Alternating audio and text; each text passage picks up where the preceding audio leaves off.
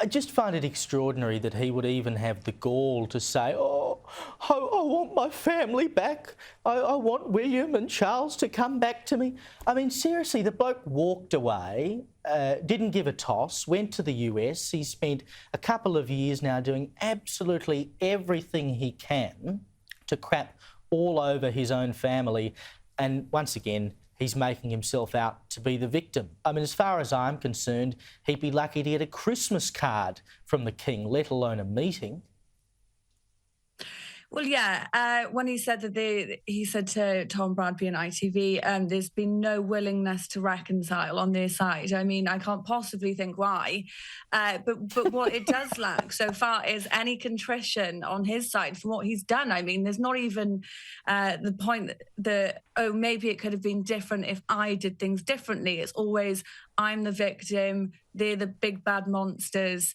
And he does focus a lot, like we saw in the Netflix documentary, that there's clear sides now, there's clear teams, and the people that he victimizes the most, the people that he kind of villainizes the most is King Charles and the Prince of Wales, his brother.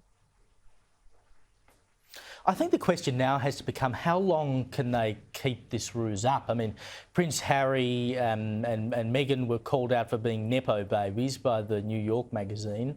Another mag, Politico, I think specifically called out the Duchess in an article titled 2022 is the year we all finally got tired of the narcissists.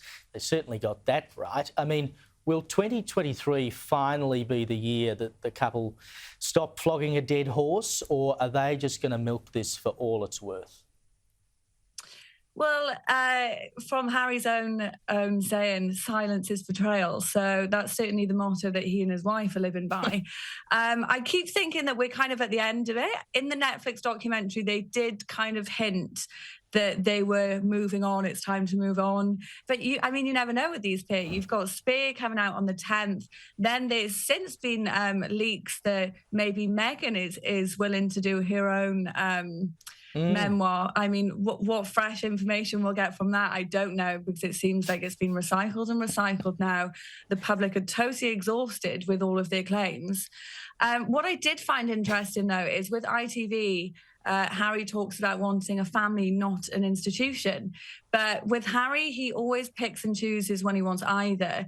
I mean, these are a couple that demand to be called by their titles. It's always Meghan, Duchess of Sussex, Harry, Duke of Sussex, and have also continuously kicked up a fuss about their children's titles. So it'll be interesting to see how he talks about his hatred for the institution when it seems that that's the only thing that's kind of keeping him and his wife going now.